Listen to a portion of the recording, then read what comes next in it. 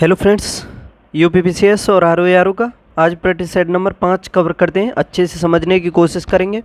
महत्वपूर्ण क्वेश्चंस रखे हैं मैंने जीएस के, सभी को मेरे साथ करने की कोशिश करना और साथ ही साथ आंसर भी कमेंट बॉक्स में देते रहना। देखो आपके सामने पहला क्वेश्चन है, ये रहा आपके सामने पहला क्वेश्चन। निम्नलिखित पंचायतों में से किसे या किन्हें उत्तर प्रदेश में जिला योजना में सम्मिलित किया जाता है? नगर पंचायत, ग्राम पंचायत, क्षेत्र पंचायत। बताइए इन तीनों में से किसको जो जिला योजना है उत्तर प्रदेश में उसमें सम्मिलित किया जाता है। काफ़ी अच्छा क्वेश्चन है। देखो इससे संबंधित पंचायतों से संबंधित आपको कुछ पॉइंट बता दूं कि देखो भारत में जो पंचायती राज संस्था है उसका जनक कहा जाता है जवाहरलाल नेहरू को। पंचायती राज संस्थाओं का जनक पंडित जवाहरलाल नेहरू को कहा जाता है भारत में। लोकतांत्रिक विकेंद्रीकरण का जनक बलवंत राय मेहता को कहा जाता है। और आधुनिक जो पंचायती राज संस्थाएं हैं उसका जनक कहा जाता है राजीव गांधी को। ठीक है, इतना तो सभी को पता ही होगा। पंचायतों के बारे में अच्छे से पढ़ लेना। जैसे कि पंचायतों का उल्लेख किया हुआ है संविधान के भाग 9 में। ठीक है, भाग 9 में प्रावधान दिया हुआ है आर्टिकल 243 ए से लेकर के 243 पी तक, ये पंचायतों के बारे में दिया हुआ है। भाग है फिर संविधान का 9 ए, इसमें नगर पालिकाओं के बारे में दिया हुआ है। और इसमें 9 ए में नगर पालिकाओं से संबंधित जो प्रावधान दिए हुए हैं 243 पी से लेकर के 243 जेड जी तक दिए हुए हैं। और इसमें 18 विषय हैं, याद रखना। और जो पंचायतों से संबंधित है भाग 9, उसमें दिए हुए हैं 29 विषय। 9 ए में 18 विषय नगर पालिकाओं से। और देखो 9 बी भी है, एक 97वें संविधान संशोधन के माध्यम से उसको जोड़ दिया। उसमें सहकारी समितियों के बारे में दिया हुआ है। और देखो इस पंचायत से संबंधित 73वां संविधान संशोधन हुआ था 1992 में। भाग 9 को जोड़ा गया था, उसी के माध्यम से 29 विषय का प्रावधान किया गया था। फिर 74वां संविधान संशोधन हुआ है 1992 में ही हुआ था ये। इसके माध्यम से भाग 9 ए को जोड़ा गया संविधान में और इसमें 18 विषयों का प्रावधान किया गया। ये नगर पालिकाओं से संबंधित है। ठीक है, तो देखो काफ़ी अच्छा क्वेश्चन है। देखो इसके अलावा राज्य के नीति निर्देशक तत्वों को भी पढ़ोगे आप तो उसमें भी पंचायतों के बारे में प्रावधान किया हुआ है। आर्टिकल है 40, आर्टिकल 40 को अच्छे से पढ़ लेना। आर्टिकल 40 को, उसमें प्रावधान दिया हुआ है पंचायती राज्यों के गठन के बारे में प्रत्येक राज्य में। देखो ये जो प्रावधान है पंचायती राज्यों का गठन, ये महात्मा गांधी के जो आदर्श हैं उससे प्रभावित है। ठीक है, पंचायती राज्यों का गठन भारत में 2 अक्टूबर 1959 में गांधी जी की जयंती पर हुआ था, याद रखना।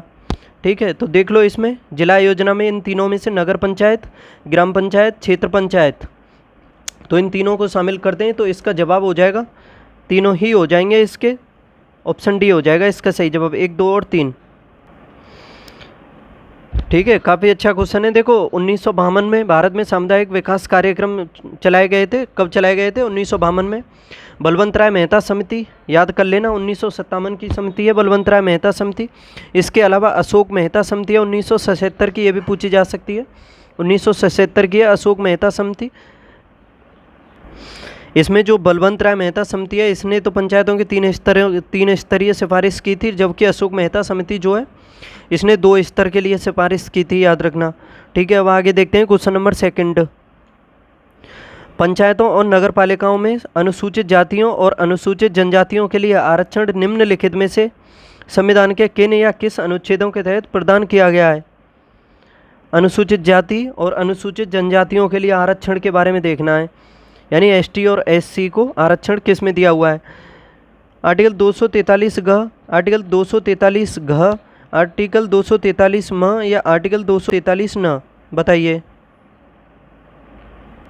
देखो पंचायतों से संबंधित काफ़ी महत्वपूर्ण भाग है संविधान का भाग 9, उसको अच्छे से पढ़ना। उसमें आर्टिकल 243 भी दिया हुआ है, उसमें पंचायतों की संरचना के बारे में दिया हुआ है। जैसे 3 स्तर पर संरचना है, जैसे ग्राम स्तर पर ग्राम पंचायत, मध्यम स्तर पर होती है मंडल पंचायत और जिला स्तर पर होती है जिला पंचायत।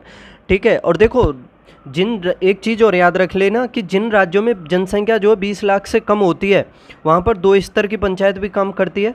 जैसे ग्राम पंचायत हो जाती है एक, और एक जिला पंचायत हो जाती है। जो बीच की होती है मंडल पंचायत, तो उसको हटा देते हैं जहाँ पर 20 लाख से कम जनसंख्या होती है। ठीक है, देखो आर्टिकल है 243 डी, 1 सेकेंड, 243 डी, या इसे हिंदी में आप क्या कह सकते हो, 243 घ, जो ऑप्शन बी में दिया हुआ है। इसमें एससी और एसटी को आरक्षण दिया हुआ है, यानी एससी और एसटी को जो है उनकी आबादी के अनुपात में आरक्षण दिया गया है, यानी जनसंख्या के अनुपात में। देखो कुल सीटों का 1/3 महिलाओं के लिए भी आरक्षण है इसी में 1/3 किसके लिए, महिलाओं के लिए, ये भी याद रख लेना। पिछड़ा जो वर्ग है, विधानमंडल जो है, राज्य का विधानमंडल जो पिछड़ा वर्ग है उसके लिए आरक्षण के लिए भी विधि का निर्माण कर सकता है। ये अधिकार राज्य के विधानमंडल को दिया हुआ है कि जो पिछड़ा वर्ग है उसके लिए भी कर सकता है। ये आर्टिकल 243D या घ कह सकते हो, इसमें ही प्रावधान दिया हुआ है। और देखो इसमें ऑप्शन डी, ऑप्शन चौथा देख पा रहे होंगे आप, ये 243 न, इसमें भी आरक्षण दिया हुआ है SC और ST को, लेकिन इसमें नगर पालिकाओं से संबंधित है, ये नगर पालिकाओं में आएगा। ठीक है, नगर पालिकाओं में, या इंग्लिश में देखो इसे न को कह सकते हो 243T, यानी नगर पालिकाओं में आर्टिकल 243T में SC और ST को आरक्षण दिया हुआ है। तो इसमें क्या पूछा है, इसमें कि पंचायतों और नगर पालिकाओं में अनुसूचित जातियों और अनुसूचित जनजातियों के लिए आरक्षण निम्नलिखित में से किस आर्टिकल में है। देखो पंचायतों में तो हो गया 243 घ में, और नगर पालिकाओं में हो गया 243 न में, तो 2 और 4 इसका सही जवाब हो जाएगा। तो ऑप्शन सी। देखो 2 आर्टिकल और बता रहा हूँ, एक है आर्टिकल 243 का आई, ये पंचायतों के बारे में जो वित्त आयोग है, यानी राज्य का जो वित्त आयोग है उसका प्रावधान करता है, लेकिन केंद्र के लिए वित्त आयोग वो आर्टिकल 280 में दिया हुआ है, याद रख लेना इसको भी। आगे देखते हैं क्वेश्चन नंबर 3, निम्नलिखित शास्त्रीय नृत्य प्रारूपों में से कौन सा उत्तर प्रदेश से संबंधित है। कथक, भरतनाट्यम, ओडिशा या ओडिसी या कुचिपुड़ी, बताओ। काफ़ी अच्छा क्वेश्चन है। देखो भारत में कुल क्लासिकल जो नृत्य हैं वो 8 हैं, ठीक है, यानी शास्त्रीय नृत्य कितने, क्लासिकल डांस कितने हैं उत्तर प्रदेश में, 8। ठीक है, तो उसमें से आप देखोगे तो इसमें देखो ऑप्शन सी में दिया हुआ है भरतनाट्यम, ये तमिलनाडु से संबंधित है। ओडिसी इसके नाम में ही जाहिर है, तो ये उड़ीसा से ही संबंधित है। कुचिपुड़ी ये आंध्र प्रदेश का है। ठीक है, इसके अलावा कथकली ये केरल का है। कथकली के अलावा कुचिपुड़ी मैंने बता दिया। मणिपुर ये एक उसके नाम में देख लो, मणिपुर का है ये मणिपुरी। और मोहिनी अट्टम है, मोहिनी अट्टम और कथकली ये दोनों केरल के हैं, याद रख लेना, मोहिनी अट्टम और कथकली। जबकि भरतनाट्यम ये तमिलनाडु का है। देखो सत्रिया असम का है, सत्रिया, ठीक है, सत्रिया असम का, लेकिन असम में इसके अलावा बिहू नृत्य के बारे में भी सुना होगा, वो काफ़ी फेमस है, असम में है, लेकिन जो क्लासिकल नृत्य है असम का वो सत्रिया है, याद रख लेना। तो बचा ऑप्शन ए कथक, ये उत्तर प्रदेश का क्लासिकल नृत्य है, याद रख लेना। ठीक है, ऑप्शन ए इसका सही जवाब हो जाएगा। इसमें कोई बता सकता है भारत के 4 धामों के नाम बता सकता है कोई, 4 धाम। आगे देखते हैं क्वेश्चन नंबर 4, निम्नलिखित में से किस देश की सीमा लद्दाख के साथ उभयनिष्ठ नहीं है। पाकिस्तान, अफगानिस्तान, चीन या म्यांमार। इंडिया का मैप देखा होगा तो इस क्वेश्चन को आसानी से कर दोगे इसे। ठीक है, देखो पाकिस्तान लद्दाख की तरफ ही लगता है, तो बिल्कुल सही है। अफगानिस्तान भी पड़ोसी है और चीन भी, लेकिन म्यांमार देखोगे तो म्यांमार तो पूर्वोत्तर राज्यों से सीमा बनाता है, यानी पूर्वी भाग में पड़ता है म्यांमार, और ये पश्चिमी भाग में पड़ते हैं ये तीनों देश। ठीक है, तो म्यांमार तो इसका आसान सा जवाब है, ऑप्शन डी हो जाएगा इसका सही जवाब। भारतीय लेखिका अरुंधति राय को उनकी किस स्मृति के फ्रेंच अनुवाद हेतु 45वां लाइफ टाइम अचीवमेंट के लिए यूरोपीय निबंध पुरस्कार 2023 प्रदान किया गया है। The god of small things, Azadi, freedom, fascism, fiction, the ministry of utmost happiness, the end of imagination. बताइए कौन सा सही जवाब हो जाएगा क्वेश्चन नंबर 5 का। 45वां यूरोपीय निबंध पुरस्कार किस कृति के लिए दिया गया है। ये भारतीय लेखिका है जिसका नाम है अरुंधति राय। देखो 2023 में मिला है इन्हें, ये 45वां मिला है, और इनकी जो कृति है आज़ादी यानी फ्रीडम, फॉसिज्म, फिक्शन। ठीक है, ऑप्शन बी में जो दिया हुआ है आज़ादी, फ्रीडम, फॉसिज्म, फिक्शन, इसके लिए मिला है इन्हें। ठीक है, आगे देखो, अब इसमें सूची फर्स्ट का सूची सेकंड से मिलान करना है। देखो एक साइड में स्थान है, एक साइड में उद्योग लिखे हुए हैं। चुर्क, फिरोजाबाद, अलीगढ़, मेरठ। चुर्क किसके लिए फेमस है। चुनार, चुर्क, ढल्ला, ये तीनों स्थान कहाँ पर हैं, उत्तर प्रदेश में। और किस लिए फेमस हैं ये? सीमेंट उत्पादन के लिए। देखो चुर्क और डल्ला ये तो मिर्जा उसमें पड़ेंगे सोनभद्र में, जबकि जो चुनार है वो पड़ेगा मिर्ज़ापुर में। मिर्ज़ापुर में एंड में र आ रहा है पुर, उसी हिसाब से चुनार में भी र आ रहा है, उस हिसाब से देख सकते हो ये मिर्ज़ापुर में। बाकी दोनों चुर्क और डल्ला ये दोनों सोनभद्र में पड़ेंगे। देखो फिरोजाबाद कांच उत्पादन के लिए फेमस है और कांच से ही बनती हैं चूड़ियाँ। ठीक है, तो फिरोजाबाद को चूड़ियों के लिए जाना जाता है। ऑप्शन डी हो जाएगा, ए का 3 हो जाएगा, बी का हो जाएगा 4। अलीगढ़ तालों के लिए काफ़ी फेमस है। मेरठ खेल के सामान मिलते हैं मेरठ में। ठीक है, मेरठ में। और कैंची के लिए भी काफ़ी फेमस है मेरठ, याद रखना। ठीक है, तो इसका 2 हो जाएगा। 3 4 1 2 इसका सही जवाब हो जाएगा, ऑप्शन सी। क्वेश्चन नंबर 7, निम्नलिखित कथनों पर परीक्षण कीजिए। निम्नलिखित कथनों का परीक्षण कीजिए तथा नीचे दिए गए कूट का सही उत्तर दीजिए। पहला इसमें महानदी तथा ताप्ती नदियाँ एस्चुरी बनाती हैं, नर्मदा तथा गोदावरी नदियाँ डेल्टा बनाती हैं। देखो काफ़ी इजी क्वेश्चन है, अच्छे से पढ़ो और बताओ। देखो महानदी किस साइड में बहती है? महानदी बंगाल की खाड़ी में गिरती है, इतना पता होगा। जबकि ये ताप्ती और नर्मदा जो हैं ये दोनों अरब सागर में यानी पश्चिम की तरफ गिरती हैं। देखो महानदी हुई, गोदावरी हुई, कृष्णा, कावेरी, ये सभी पूर्वी दिशा में प्रवाहित होती हैं, बंगाल की खाड़ी में गिरती हैं और ये डेल्टा बनाती हैं, ना कि एस्चुरी बनाती हैं। ठीक है, तो पहला इसमें इस वजह से गलत हो जाएगा कि इसमें महानदी भी दिया हुआ है, ओनली ताप्ती होता कि ताप्ती नदी एस्चुरी बनाती है तो वो सही हो जाता। इस वजह से ये पहला 100% गलत है। देखो एस्चुरी का निर्माण नदियाँ क्यों करती हैं? क्योंकि जो नदियाँ, जिन नदियों की लंबाई कम होती है, जिसमें अवसादों की कमी होती है या फिर उसके जो पानी, उसमें जो पानी होता है उसका वेग अधिक होता है, तो इस वजह से वो नदियाँ जो हैं एस्चुरी बनाती हैं, डेल्टा नहीं बना पाती हैं। मेन कारण अवसाद का और उसके जल के वेग का तेज होना होता है, इस वजह से डेल्टा नहीं बन पाता है। लेकिन जो हिमालयी नदियाँ हैं, और देखो एक तो इसमें जो एस्चुरी बनाती हैं इसमें यानी 12 महीने जल नहीं होता है, मेन कारण ये भी है ये मौसमी नदियाँ होती हैं क्योंकि पानी की भी कमी होती है। लेकिन जो हिमालयी नदियाँ होती हैं उसमें पानी भरपूर मात्रा में होता है, 12मासी नदियाँ होती हैं यानी 12 महीने चलती रहती हैं, काफ़ी दूरी तय करके आती हैं, जिस वजह से इसमें अवसादों की मात्रा जो है काफ़ी अधिक होती है और इनका जो चलने का यानी काफ़ी क्षेत्रों में होकर के चलती हैं, इनका जो क्षेत्र होता है काफ़ी विस्तृत होता है, इसी वजह से इनका जो जल होता है उसकी जो गति है काफ़ी मंद होती है और ये जब बंगाल की खाड़ी में गिरती हैं जाकर के तो काफ़ी स्लो रूप में जाकर के गिरती हैं और इसी वजह से ये डेल्टा बनाती हैं।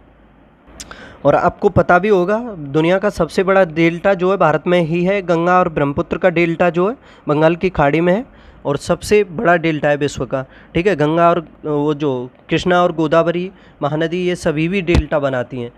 ठीक है, दूसरा है इसमें नर्मदा तथा गोदावरी नदियाँ डेल्टा बनाती हैं। तो देखो नर्मदा नहीं बनाती है, मैंने बताया नर्मदा और ताप्ती जो हैं ये पश्चिम में जाकर के बहती हैं, अरब सागर में जाकर के गिरती हैं, भ्रंश घाटी से होकर के बहती हैं, तेज गति इसके अंदर इन दोनों नदियों का जो जल है तीव्र गति से बहता है और ये एस्चुरी का निर्माण करती हैं, डेल्टा नहीं बनाती हैं। लेकिन जो गोदावरी नदी है ये डेल्टा बनाती है और दक्षिण भारत की नदियों में देखा जाए तो सबसे बड़ी नदी गोदावरी है, याद रख लेना। इसकी जो लंबाई है तकरीबन 1465 किलोमीटर के आसपास है इसकी लंबाई। ठीक है, ये दोनों ही कथन गलत दिए हुए हैं और इसका सही जवाब हो जाएगा ऑप्शन डी, कोई सा भी इसमें सही नहीं है। क्वेश्चन नंबर 8 देख लो, निम्नलिखित कथनों का परीक्षण कीजिए। पहला इसमें पीतल, तांबा तथा जस्ते की मिश्र धातु है। पीतल जो है क्या तांबा और जस्ते की मिश्र धातु है? बताइए।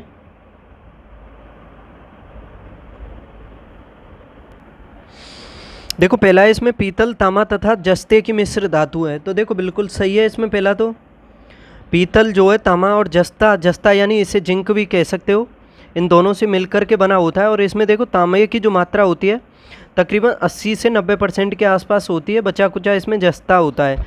ठीक है, दूसरा है इसमें मैग्नेटाइट एल्युमिनियम का सबसे अधिक महत्वपूर्ण अयस्क है। देखो मैग्नेटाइट ये एल्युमिनियम का नहीं है, ये लोहे यानी आयरन का अयस्क है। एल्युमिनियम का तो आपने बॉक्साइट पढ़ा होगा। ठीक है, तो इस वजह से ये दूसरा गलत है। पारदित सम्मिश्रण वे पदार्थ हैं जिनमें पारा अनिवार्यतः सम्मिलित होता है। तो देखो ये दूसरा इसमें सही है। पारदित सम्मिश्रण वे पदार्थ होते हैं जिसमें पारा जो है अनिवार्यतः सम्मिलित होता है, दूसरा सही है इसमें। चौथा है इसमें, फोटोग्राफी में पोटेशियम नाइट्रेट प्रयुक्त होने वाला एक अनिवार्य रसायन है। क्या पोटेशियम नाइट्रेट होता है फोटोग्राफी में? तो देखो फोटोग्राफी में तो आपने पढ़ा भी होगा इसको, सिल्वर जो ब्रोमाइड होता है यानी AgBr जो होता है वो अनिवार्य रूप से प्रयुक्त होता है, जबकि इसमें दिया हुआ है पोटेशियम नाइट्रेट अनिवार्य रूप से प्रयुक्त होता है। ये अनिवार्य रूप से प्रयोग नहीं होता है। फोटोग्राफी में जिसका प्रयोग अनिवार्य रूप से होता है वो सिल्वर ब्रोमाइड होता है। तो ये चौथा भी इसमें गलत हो जाएगा। 1 और 3 इसके सही हैं। पूछा क्या है इसमें? जो कथन सत्य है वो 1 और 3 सत्य हैं ओनली। क्वेश्चन नंबर 9, निम्नलिखित में से कौन सा युग्म सही सुमेलित है? एक साइड में देखो सहल लिखे हुए हैं और एक साइड में भूकंप मंडल लिखे हुए हैं। भुज ये किस मंडल में आता है? भुज, देखो भुज गुजरात में पड़ता है और भूकंप के जो मंडल हैं, ठीक है, उसमें अगर देखोगे तो भुज को हम 5वें मंडल में करते हैं, ठीक है, इसका हो जाएगा 4। क्या मिलनकंठ सही सुमेलित है? नहीं ये तो गलत है ना, इसमें 4 दिया हुआ है, तो इसमें ये पूछा है कौन सा सही सुमेलित है। बरौनी आता है आपका 4थे मंडल में, ये बिहार में पड़ता है। देखो बरौनी 4थे मंडल में आता है, ये भी गलत दिया हुआ है। चंडीगढ़ पंजाब में पड़ता है चंडीगढ़, और ये 4थे मंडल में आता है, तो देखो ये मिलान सही दिया हुआ है इसमें। और नई दिल्ली आती है आपकी 4थे मंडल में ही आती है नई दिल्ली भी, तो ये इसमें 5वां दिया हुआ है। ऑप्शन सी इसका सही जवाब है। निम्नलिखित कथनों पर विचार कीजिए। कोयला, पेट्रोलियम तथा प्राकृतिक गैस जीवाश्म ईंधन है। क्या ये तीनों जीवाश्म ईंधन है? कोयला, खनिज तेल एवं प्राकृतिक गैस। देखो काफ़ी अच्छा क्वेश्चन है। इसमें पहला देखना कि कोयला, पेट्रोलियम तथा प्राकृतिक गैस जीवाश्म ईंधन है। देखो जीवाश्म ईंधन किसे कहते हैं, इसके नाम में ही देख लो। जीवाश्म यानी जीव जंतुओं, वनस्पतियों, यानी जीव जंतुओं से जो ईंधन प्राप्त होता है उसी को हम कह देते हैं जीवाश्म ईंधन। यानी देखो कोयला भी बनता है इसी से, लकड़ियों से बनता है, देखा होगा आपने, जीव जंतुओं से भी बनता है। और आपका पेट्रोलियम है, प्राकृतिक गैस, ये काफ़ी समय के बाद यानी पृथ्वी के अंदर दब जाते हैं, जो जीवाश्म दब जाते हैं गलने सड़ने से, उच्च ताप से इनका निर्माण होता है, ठीक है। तो ये पहला तो इसमें 100% सही है, इसमें इन्हें जीवाश्म ईंधन कहते हैं। और देखो नवीकरणीय, अनवीकरणीय, परंपरागत, गैर परंपरागत, इन सभी को अच्छे से समझ लेना और इसके नाम में ही जाहिर हो जाता है इनके बारे में। देखो परंपरागत और गैर परंपरागत, इनका यानी जिन संसाधनों का प्रयोग काफ़ी समय से हो रहा है परंपरागत कह सकते हो, और जिनका नहीं हो रहा है पर काफ़ी समय से उन्हें गैर परंपरागत कह सकते हो। नवीकरणीय या अनवीकरणीय, यानी नवीकरणीय वो होते हैं संसाधन जिनका एक बार प्रयोग होने के बाद आगे भी प्रयोग दोबारा से किया जा सकता है, उन्हें नवीकरणीय कहेंगे। लेकिन ये कोयला, पेट्रोलियम और प्राकृतिक गैस ईंधन जो हैं ये अनवीकरणीय में आएंगे, क्योंकि एक बार इनका प्रयोग हो जाएगा तो दोबारा प्रयोग करना काफ़ी कठिन हो जाएगा, ठीक है। जैसे सौर ऊर्जा है, वायु ऊर्जा है, इन्हें हम नवीकरणीय में शामिल करते हैं, यानी क्योंकि ये समाप्त नहीं होते हैं, दोबारा भी प्रयोग किया जाता रहता है इनका। दूसरा देखो इसमें गैसोहॉल बेंजीन तथा एल्कोहल का मिश्रण है। गैसोहॉल बेंजीन तथा एल्कोहल का मिश्रण है। जो गैसोहॉल है क्या बेंजीन तथा एल्कोहल का मिश्रण होता है?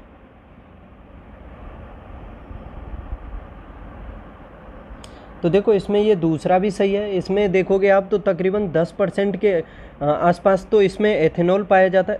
सॉरी ये गलत है ना, इसमें बेंजीन और एल्कोहल दिया हुआ है, जबकि जो गैसोहॉल है इसमें पाया जाता है आपका एथेनॉल, और उसके अलावा गैसोलीन भी पाया जाता है। इसमें देखो 10% के आसपास तो इसमें एथेनॉल पाया जाता है, जबकि 90% के पास इसमें गैसोलीन पाया जाता है, तो ये इसमें गलत है।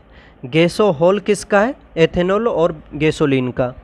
तीसरा इसमें भूतापीय ऊर्जा एक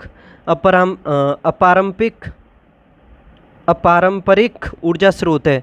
जो भूतापीय ऊर्जा है एक अपारंपरिक ऊर्जा स्रोत है। क्या ये सही है? बताओ। भूतापीय ऊर्जा, क्या भूतापीय ऊर्जा को एक बार प्रयोग करने के बाद दोबारा नहीं ऐसे नहीं। भूतापीय ऊर्जा क्या इसका प्रयोग काफ़ी समय से किया जा रहा है? ये काफ़ी बताओ।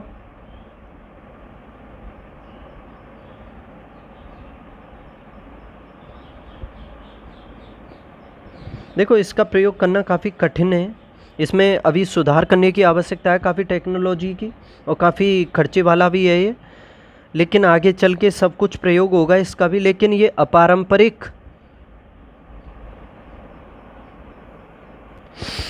यानी एक अपारंपरिक ऊर्जा स्रोत है, ठीक है, ये तो सही है इसमें, यानी गैर परंपरागत कह सकते हो, ठीक है, ये सही है इसका। गोबर गैस में मुख्यतः मीथेन होता है, देखो ये भी ठीक है, मीथेन ही पाया जाता है गोबर गैस में। इसके अलावा कार्बन डाइऑक्साइड भी होती है इसमें, लेकिन अधिक मात्रा में इसमें मीथेन होता है, ठीक है, ये सही है इसका। देखो ब्यूटेन और प्रोपेन किस में पाए जाते हैं, जो किचन में सिलेंडर यूज होता है घरों में, उसमें ब्यूटेन और प्रोपेन पाए जाते हैं, याद रखना। और जो सीएनजी होती है, जैसे गाड़ियों में प्रयोग होती है, सीएनजी सिलेंडर होता है, गाड़ियों में देखा होगा अपने वाहनों में, उसमें मीथेन पाया जाता है मुख्यतः, ठीक है। तो 1, 3 और 4 इसका सही जवाब हो जाएगा, तो ऑप्शन डी इसका सही जवाब है। क्वेश्चन नंबर 11 है, इसमें आपको कथन दिए हुए हैं और विचार करके देखना है कौन सा सही है। पहला, इसमें भारत में पेट्रोलियम का सर्वाधिक उत्पादन अपतटीय क्षेत्रों से होता है। दूसरा, इसमें अंकलेश्वर तथा नवग्राम तेल क्षेत्र असम में स्थित है। बताओ इन दोनों में कौन सा सही है।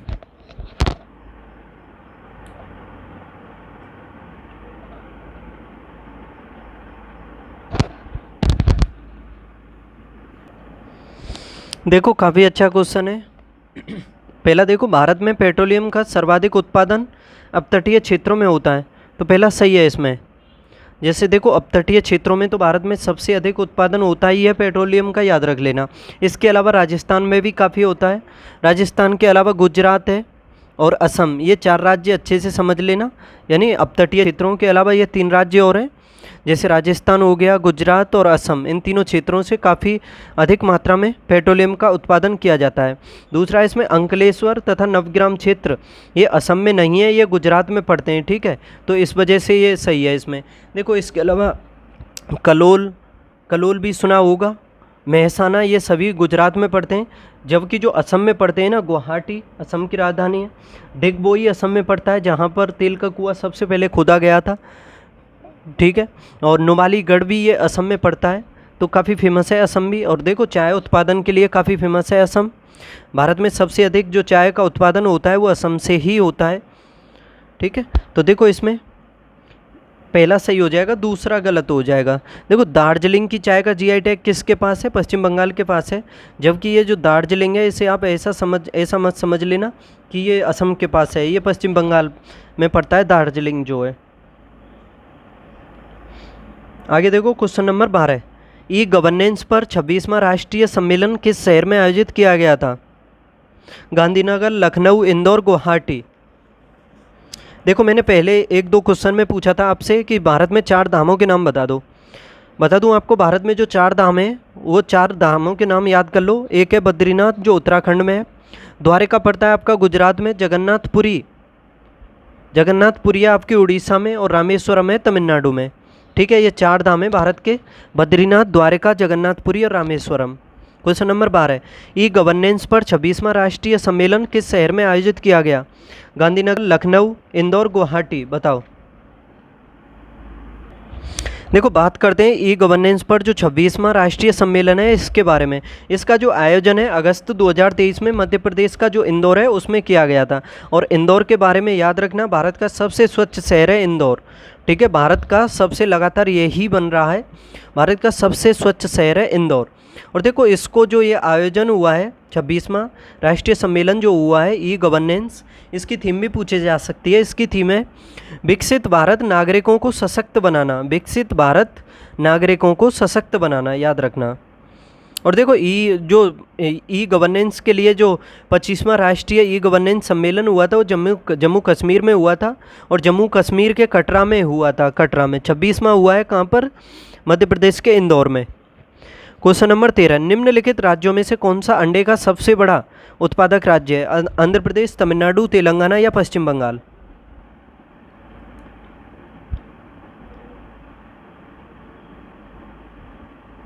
बताओ। देखो बेसिक एनिमल हस्बेंड्री स्टैटिस्टिक्स 2023 के अनुसार देखोगे आप तो भारत में जो है सबसे अधिक अंडा उत्पादक राज्यों में पहले स्थान पर है आंध्र प्रदेश, ठीक है, आंध्र प्रदेश, ऑप्शन ए सही हो जाएगा इसका। देश का जो कुल अंडा उत्पादन होता है उसमें से तकरीबन 20-21% के आसपास अकेले आंध्र प्रदेश का योगदान है, याद रखना। ठीक है, आंध्र प्रदेश के बाद तमिलनाडु भी काफ़ी अधिक अंडे का उत्पादन करता है, 15-16% के करीब करता है। तेलंगाना में भी काफ़ी हो जाता है, 12-13% के आसपास होता है। पश्चिम बंगाल भी करता है। देखो कहाँ पर अंडे का अधिक उत्पादन होगा, बता दो।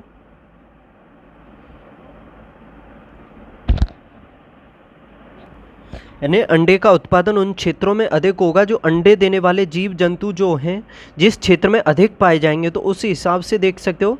यानी उन जीवों के अनुकूल दशाएं जहाँ पर होंगी तो वहीं पर अंडे का अधिक उत्पादन होगा। ठीक है, और देखो वन आवरण में भी देखोगे आप तो सबसे अधिक वृद्धि करने वाला राज्य भी भारत का आंध्र प्रदेश है। उसके अलावा उड़ीसा, तेलंगाना, इन तीनों राज्यों में सबसे अधिक वृद्धि हुई है वृक्षों में और वन आवरण में। ठीक है, क्वेश्चन नंबर 14। अब इसमें ये कथन दिए हुए हैं, इसमें से सही देखना है आपको। पहला, इसमें नवीन जलोढ़ मृदा को खादर, जबकि प्राचीन जो जलोढ़ होती है उसको बांगर कहते हैं। तो देखो ये बिल्कुल सही है। और सबसे जो उपजाऊ मिट्टी होती है वो खादर की जो जलोढ़ मृदा होती है वही होती है, और जो ये अनुपजाऊ होती है यानी कम उपजाऊ होती है जो बांगर होती है। ठीक है, काफ़ी समय से इसमें बांगर मृदा में जल नहीं आता है, लेकिन खादर मृदा काफ़ी नवीन होती है, इसमें जल आता जाता रहता है।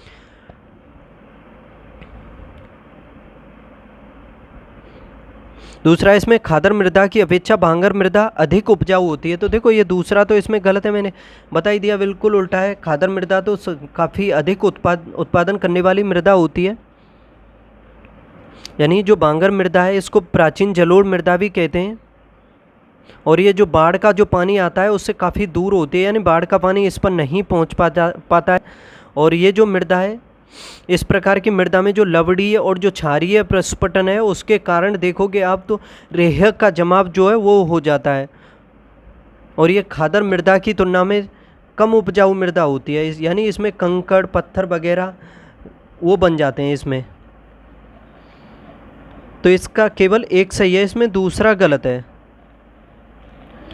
वैश्विक शांति सूचकांक 2023 में भारत का स्थान क्या है? वैश्विक शांति सूचकांक में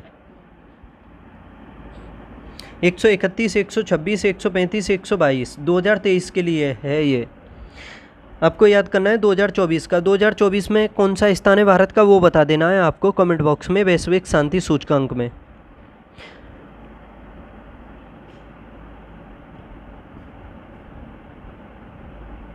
देखो ये 17वां संस्करण था 2023 का।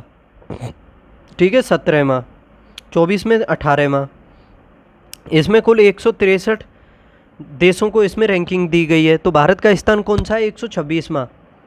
ठीक है, 126वां। और 2022 में इससे पहले भारत का स्थान था इसी रैंकिंग में 135वां। तो काफ़ी सुधार किया, लेकिन 2024 में भी याद करोगे आप तो 126वां ही स्थान है भारत का इसमें भी। और आप अच्छे से देख लेना कोई परिवर्तन हुआ हो तो मुझे ऐसा ही लग रहा है कि 126वां ही स्थान है। और अंतिम स्थान किसका है इसमें? अफगानिस्तान का। और पहला स्थान बता सकता है कोई? देखो पहला स्थान है इसमें आइसलैंड का, डेनमार्क को इसमें दूसरा स्थान मिला है, तीसरा स्थान आयरलैंड को मिला है। पहला स्थान आइसलैंड को, दूसरा डेनमार्क को, तीसरा आयरलैंड को, बाद को 126वां, और अंतिम स्थान पर अफगानिस्तान है। आगे देखो क्वेश्चन नंबर 16। निम्नलिखित में से कौन सा बांध सोन नदी पर स्थित है? सोन नदी पर ओंकारेश्वर, सरदार सरोवर, बाणसागर, नागार्जुन सागर। बताइए कौन सा बांध है जो सोन नदी पर स्थित है? दोस्तों अगर प्रैक्टिस सेट आपको अच्छा लग रहा हो, कुछ समझ में आ रहा हो, मज़ा आ रहा हो पढ़ने में, तो चैनल को सब्सक्राइब करो, शेयर भी करो, और पीडीएफ चाहिए तो टेलीग्राम चैनल है M2M क्लासेस नाम से, उसको भी ज्वाइन कर लो। बताओ इसमें कौन सा बांध सोन नदी पर है? बताइए। मध्य प्रदेश से होकर के बहती है ये सोन नदी जो है, और गंगा की सहायक नदी है। ठीक है,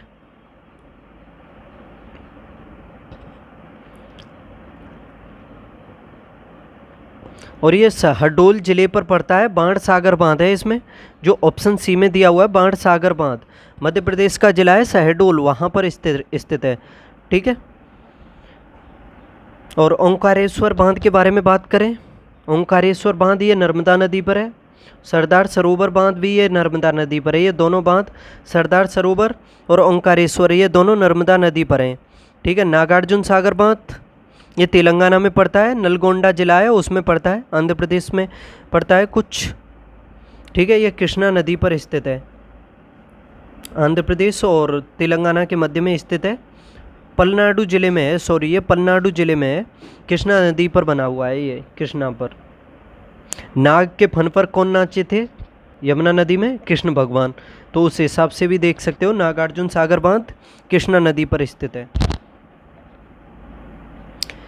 क्वेश्चन नंबर 17, एक साइड में देखो जैन तीर्थंकर लिखे हुए हैं, एक साइड में उसके प्रतीक चिन्हों के बारे में लिखा हुआ है। ये आपको मिलान करना है इसमें। ऋषभदेव जैन धर्मों में सबसे पहले तीर्थंकर हुए हैं। ठीक है। जो 24 तीर्थंकर हुए हैं उसमें सबसे पहले ऋषभदेव हुए हैं। महावीर स्वामी 24 में हुए हैं। वास्तविक संस्थापक यानी वास्तविक तीर्थंकर कहा जाता है महावीर स्वामी को। तो देखो ऋषभदेव, इनका जो प्रतीक चिन्ह है वो बैल है। क्या है? बैल इनका, यानी बैल जो है प्रतीक है ऋषभदेव का। एक का 2 हो जाएगा। मल्लीनाथ, मल्लीनाथ का प्रतीक है कलश, इसका 1 हो जाएगा। पार्श्वनाथ, इसका प्रतीक जो है सर्प है। देखो सर्प में भी ऊपर उड़ रहा है और पार्श्व में भी ऊपर उड़ रहा है, तो आसान है इस वजह से। ठीक है। पार्श्वनाथ का सर्प हो जाएगा। महावीर स्वामी, महावीर स्वामी तो शेर थे, उसी हिसाब से इनका 3 हो जाएगा। देखो संभवनाथ का क्या प्रतीक है? संभवनाथ का है अश्व, यानी घोड़ा जो होता है उसमें स्टेमिना इतना होता है कि उसके लिए कुछ भी हासिल करना रनिंग में आसान होता है, यानी उस संभव होता है, वो सब कुछ संभव कर देता है। ठीक है। संभवनाथ का प्रतीक है अश्व यानी घोड़ा। ठीक है। तो इसका मिलान देख लो, 2 1 4 3 इसका सही जवाब है, 2 1 4 3। क्वेश्चन नंबर 18, निम्नलिखित में से कौन से सक्रिय ज्वालामुखी है? पहला इसमें अकांगागुआ, एटना, कोटोपेक्सी, फ्यूजियामा। देखो ज्वालामुखियों के बारे में बात करें, 3 प्रकार के ज्वालामुखी होते हैं, पढ़े होंगे आपने, 6-7 की क्लास से ही स्टार्टिंग हो जाती है ज्वालामुखियों के बारे में। तो देखो ज्वालामुखी 3 प्रकार के होते हैं। एक होते हैं सक्रिय ज्वालामुखी, एक प्रसुप्त यानी सुसुप्त ज्वालामुखी, और एक होते हैं शांत ज्वालामुखी। सक्रिय ज्वालामुखी जो होते हैं इनसे लावा जो है निरंतर निकलता ही रहता है, यानी धुआं जो है निकलता ही रहता है इनसे। दूसरे होते हैं प्रसुप्त ज्वालामुखी, यानी सुसुप्त ज्वालामुखी कहते हो इसे, यानी एक बार इसमें उद्भेदन हो जाता है, यानी एक बार विस्फोट होने के बाद इसमें काफ़ी लंबे समय तक विस्फोट नहीं होता है, लेकिन भविष्य में इसका विस्फोट होने की जो है संभावना बनी रहती है, यानी कभी भी विस्फोट हो सकता है। तो इस प्रकार के ज्वालामुखी को हम प्रसुप्त या सुसुप्त ज्वालामुखी कहते हैं। लेकिन जो शांत ज्वालामुखी होता है या मृत ज्वालामुखी जो होता है, अगर इसमें एक बार विस्फोट हो जाता है तो आगे कभी नहीं होता है, उसको हम शांत ज्वालामुखी कह देते हैं। तो इसमें पूछा है सक्रिय ज्वालामुखी कौन सा है इसमें? देखो इसमें कोटोपेक्सी दुनिया का सबसे ऊंचा ज्वालामुखी है, कोटोपेक्सी। एटना ज्वालामुखी, एटना ज्वालामुखी कहाँ पड़ता है? इटली में। अकांगागुआ ज्वालामुखी, अकांगागुआ तो सक्रिय ज्वालामुखी नहीं है, इसे तो काट ही दो आप। ठीक है। फ्यूजियामा ये जापान में पड़ता है, और कोटोपेक्सी बता दो कहाँ पर पड़ता है, सबसे बड़ा है।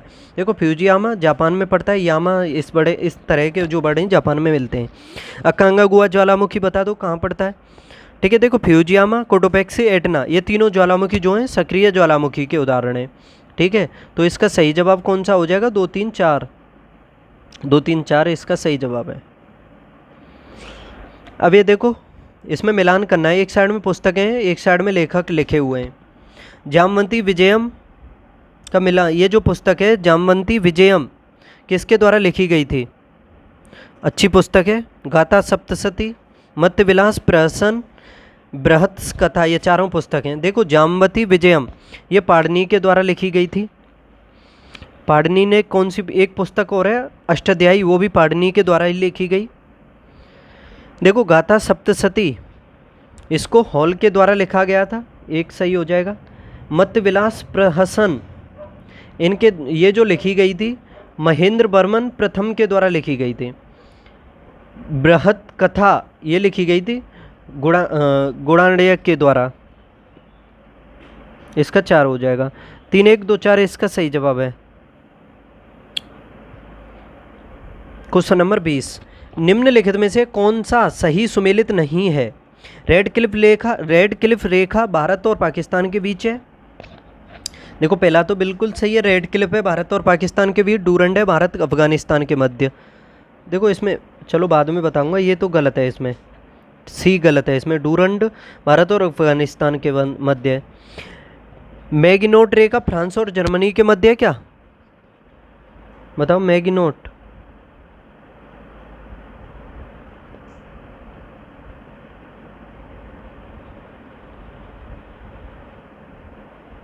देखो इसमें ये दूसरा सही दिया हुआ है, मैगिनोट जो है फ्रांस और जर्मनी। और हिंडनबर्ग बेल्जियम और जर्मनी के मध्य, ये तो गलत है ना इसमें, हिंडनबर्ग।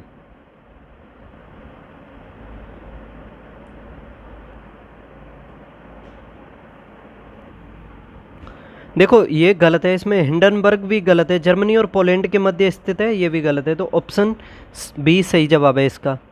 क्वेश्चन नंबर 21, कथनों में से कौन सा सही है? पहला इसमें प्रथम संगम का आयोजन मदुरई में हुआ था, बताओ।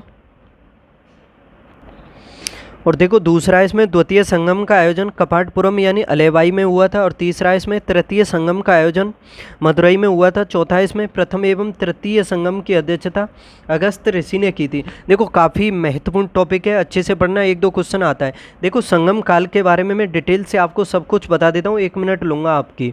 कि देखो संगम काल जो है 3rd सेंचुरी BC से लेकर के 3rd सेंचुरी AD तक चला था ये संगम काल जो है। देखो संगम काल के बारे में बात करें, ये प्राचीन काल का वह काल है, इसमें यानी संगम काल जो है प्राचीन काल का वह काल है जिसमें तमिल जो कवि हैं उनके द्वारा जो तमिल साहित्य उसको लिपिबद्ध किया गया था।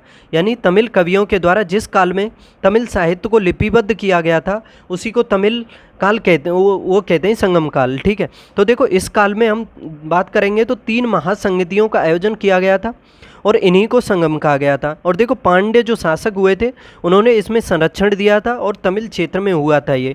देखो पांड्य शासकों का जो साम्राज्य था वो उत्तर में देखोगे तो कृष्णा नदी से और लेकर के दक्षिण में देखोगे तो तुंगभद्रा नदी जो है उस क्षेत्र में फैला हुआ था। पांड्य शासक कहाँ तक शासन करते थे? उत्तर में कृष्णा नदी से और दक्षिण में तुंगभद्रा जो नदी है उसके मध्य में, और इनकी राजधानी मदुरई हुआ करती थी। देखो पहला संगम जो हुआ था वो हुआ था मदुरई में। तो इसमें पहला जो कथन है वो तो बिल्कुल सही है। ठीक है, बिल्कुल सही है पहला, और पांड्य राजाओं के द्वारा कराया गया था। इसमें जो अध्यक्षता की गई थी अगस्त ऋषि के द्वारा की गई थी। और पहले संगम में कुल 549 सदस्यों ने इसमें भाग लिया था। 549 ने, याद रख लेना, एक सेकंड दोबारा लिख देता हूँ। 549 सदस्यों ने इसमें भाग लिया था। अगस्त ऋषि ने इसमें अध्यक्षता की थी और अगस्त ऋषि के द्वारा ही पहले संगम में अगस्त्यम एक ग्रंथ है उसकी रचना भी की गई थी। ठीक है, तो पहला तो इसका 100% सही है। दूसरा है दूसरे संगम का आयोजन कपाटपुरम यानी अलेवाई में हुआ था। देखो कपाटपुरम में ही हुआ था, इसको अलेवाई भी कह सकते हो। तो दूसरा भी इसका कथन सही है। पांड्य राजाओं ने इसमें संरक्षण दिया था इसमें, और इसकी अध्यक्षता भी अगस्त ऋषि के द्वारा की गई थी। ठीक है, तो देखो इस वजह से ये पहला 100% सही है। और इनके शिष्य थे तोलकपियर। ठीक है, अगस्त ऋषि के बाद, यानी अगस्त ऋषि ने शुरू में इसकी अध्यक्षता की, लेकिन अगस्त ऋषि के बाद इनके शिष्य तोलकपियर भी हुए थे, उन्होंने भी इसमें अध्यक्षता की थी। और इसमें जो दूसरा संगम हुआ था इसमें कुल 49 सदस्यों ने भाग लिया था। ठीक है, कितने सदस्यों ने? 49 सदस्यों ने। और इसमें तोलकपियम जो तमिल व्याकरण कहा जाता है उसकी रचना की गई थी। तोलकपियर के नाम पर ही तोलकपियम जो तमिल व्याकरण ग्रंथ है उसकी रचना दूसरा जो संगम हुआ था उसमें की गई थी। ठीक है, दूसरा सही है। तीसरा संगम है, तीसरे संगम का आयोजन मदुरई में हुआ था। तो देखो ये तीसरा कथन भी इसका सही है। ठीक है, पांड्य शासकों के टाइम में ही हुआ था और नक्कियार के द्वारा इसमें अध्यक्षता की गई थी। देखो इसमें चौथा जो स्टेटमेंट है ये बिल्कुल गलत हो जाएगा, क्योंकि इसमें दिया हुआ है तीसरे संगम में अगस्त ऋषि ने की थी। अगस्त ने पहले में की संपूर्ण रूप से, लेकिन दूसरे में स्टार्टिंग में की थी, लेकिन तीसरे में नहीं की थी। तीसरे में अध्यक्षता की गई थी नक्कियार के द्वारा। तो देखो ये गलत है इसमें। ठीक है, जो तीसरा संगम हुआ था इसमें 49 सदस्यों ने भाग लिया था। पहले में तो लिया था 549 ने, लेकिन दूसरे और तीसरे में ओनली 49 ने लिया था। पाँच को हटा देना है जी, आसान करने या जी आसान याद करना। ठीक है, और देखो तीसरे संगम में जो ग्रंथों की रचना हुई उसमें काफ़ी महत्वपूर्ण ग्रंथ हैं। पत्तू पातू, इत्तू तो गई, ये नाम 2-3 बार याद करोगे याद हो जाएंगे। पदीनेन कल्ली, कड़क्कू भी इस नाम से भी है, उसकी भी रचना हुई थी। ठीक है, इन संगमों में हमें जो दक्षिण भारत के कुछ और राजवंश हुए हैं उनके बारे में भी जानकारी मिलती है। जैसे ये क्वेश्चन आ जाता है, चेर, चोल और पांड्य राजवंश जो हैं इन सभी के बारे में जानकारी भी मिलती है। ठीक है, तो इसमें चौथा गलत है, 1 2 3 इसका सही जवाब हो जाएगा ऑप्शन सी। 1 सेकंड पानी पी लेता हूँ। तब तक आपके सामने ये क्वेश्चन नंबर 22 है, इसको देखो। कथन दिए हुए हैं, भूमध्य सागरीय प्रदेशों में जाड़ों में वर्षा होती है और कारण है जाड़े में यहाँ पछुआ हवाएं चलती हैं। तो बताओ कौन सा सही होगा।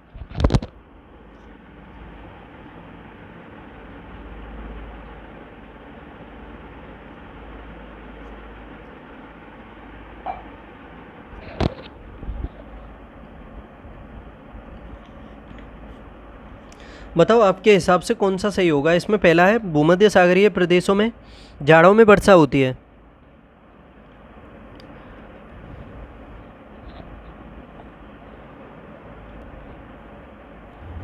देखो काफ़ी अच्छा क्वेश्चन है, कॉमन है, काफ़ी आ चुका है एग्जामों में। देखो पहला है भूमध्य सागरीय प्रदेशों में जाड़ों में वर्षा होती है, तो देखो बिल्कुल सही है पहला। देखो इसके बारे में समझने की कोशिश करना। इसके बारे में मैं आपको बताता हूँ कि जब ग्रीष्म काल होता है तो इस क्षेत्र में जो सूर्य जो है वो उत्तरायण स्थिति में चला जाता है, यानी सूर्य का उत्तरायण हो जाता है। और जिस वजह से जो वायुदाब की जो पेटियाँ हैं उत्तर की ओर खिसक जाती हैं इस क्षेत्र से, जिससे इन प्रदेशों में जो देखोगे आप तो उपोष्ण जो कटबंधीय जो उच्च वायुदाब है उसका विस्तार हो जाता है इसमें। और जो चक्रवात के विपरीत यानी प्रति चक्रवातीय दशाएं यहाँ पर उत्पन्न हो जाती हैं, यानी स्थल की ओर से जो चलने वाली शुष्क व्यापारिक हवाएं वहाँ यहाँ पर चलती हैं। यानी स्थल की ओर से देखो अगर हवाएं चलेंगी तो वो शुष्क होंगी और व्यापारिक हवाएं होंगी वो, ठीक है, शुष्क होंगी अगर स्थल की ओर से चलेंगी। अगर समुद्र की तरफ से चलेंगी तो जल भरपूर मात्रा में होगा उसमें, तो वो शुष्क नहीं होंगी, आर्द्रता युक्त तो हवाएँ होंगी वो। ठीक है, समझ सकते हो। तो ये शुष्क हवाएं होती हैं। और शीतकाल में जब ये फिर आगे स्थिति होती है, यानी ग्रीष्म काल के बाद अगर शीतकाल के बारे में पहुंचोगे आप तो शीतकाल में दक्षिणायन हो जाता है सूर्य का। 1 सेकंड। ठीक है, शीतकाल में दक्षिणायन हो जाता है सूर्य का, जिस वजह से फिर वर्षा के अनुकूल दशाएं यहाँ पर उत्पन्न होने लगती हैं। और इन प्रदेशों के ऊपर से फिर पछुआ जो पवनें होती हैं उनका भी विस्तार होने लगता है।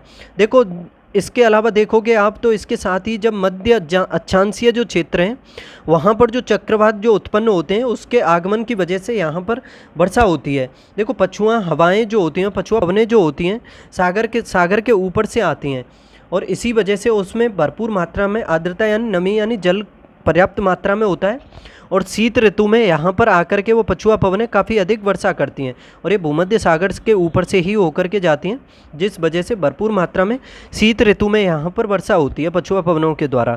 ठीक है, तो समझ सकते हो ये दोनों कथन सही दिए हुए हैं और बिल्कुल सही है, स्पष्ट रूप से इसकी व्याख्या भी हो रही है। यानी जाड़े में यहाँ पछुआ हवाएं चलती हैं, इसी वजह से भूमध्य सागरीय प्रदेशों में जाड़ों में वर्षा होती है। ठीक है, स्पष्ट रूप से समझ पा रहे होंगे इसकी व्याख्या को। तो ऑप्शन ए सही जवाब हो जाएगा इसका।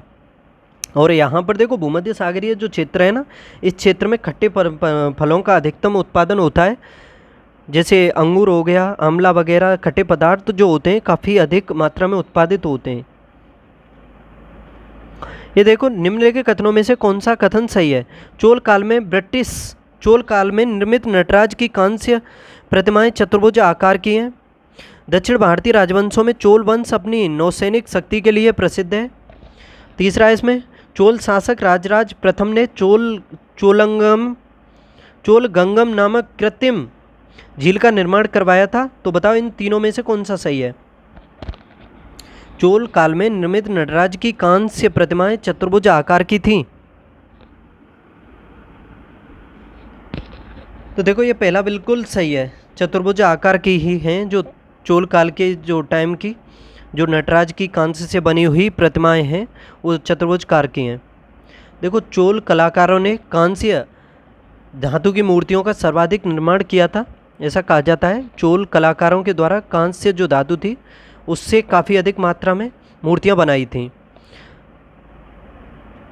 और दक्षिण भारतीय जो राजवंशों में देखोगे तो चोल वंश जो अपनी नौसैनिक शक्ति के लिए भी प्रसिद्ध था तो इसका ये दूसरा भी सही है इसमें।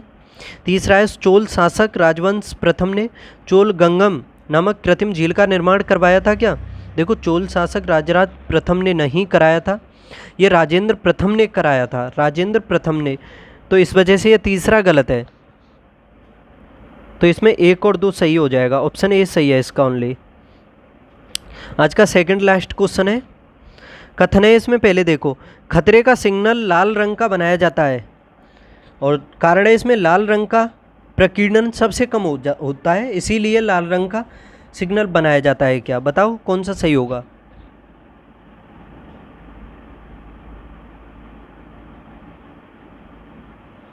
देखो एक चीज़ तो निश्चित है, जिस कलर का प्रकीर्णन सबसे कम होगा वो सबसे दूरी से अधिक दूरी से स्पष्ट रूप से देखा जाएगा, और जिसका प्रकीर्णन यानी बिखराव अधिक होगा वो कम दूरी से भी कम दिखाई देगा, यानी दूर से तो वो समझ लो बहुत ही कम या दिखाई नहीं देगा।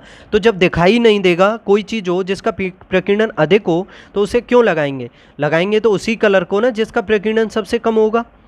ठीक है, तो देखो खतरे का सिग्नल लाल रंग का बनाने का जो महत्वपूर्ण कारण है वो यही है कि इसका प्रकीर्णन सबसे कम होता है, और ये दोनों ही कथन बिल्कुल सही हैं और व्याख्या स्पष्ट रूप से हो रही है। ए ऑप्शन इसका सही जवाब हो जाएगा। ठीक है, बिल्कुल सही है। इसमें सबसे अधिक प्रकीर्णन किस कलर का होता है फिर बता सकता है कोई?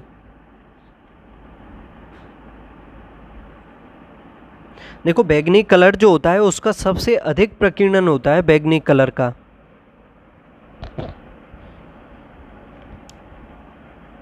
बैगनी से अधिक, बैगनी से थोड़ा कम होता है किसका? जामुनी का, और जामुनी से कम थोड़ा होता है नीले कलर का। लेकिन लघु तरंगदैर्घ्य होती है नीले कलर की, और इसी वजह से देखो प्रकीर्णन कम प्रकीर्णन अधिक होता है। वैसे बैगनी और जामुनी से तो थोड़ा कम होता है, लेकिन इन दोनों से कम होता है और बाकी से अधिक होता है नीले का। लेकिन लघु तरंगदैर्घ्य होती है, इसकी वजह से इसका प्रकीर्णन जो है सर्वाधिक होता है, इन दोनों से कम होता है, काफ़ी अधिक होता है। इसलिए जो आकाश है हमें वो नीला दिखाई देता है। ठीक है, समझ सकते हो।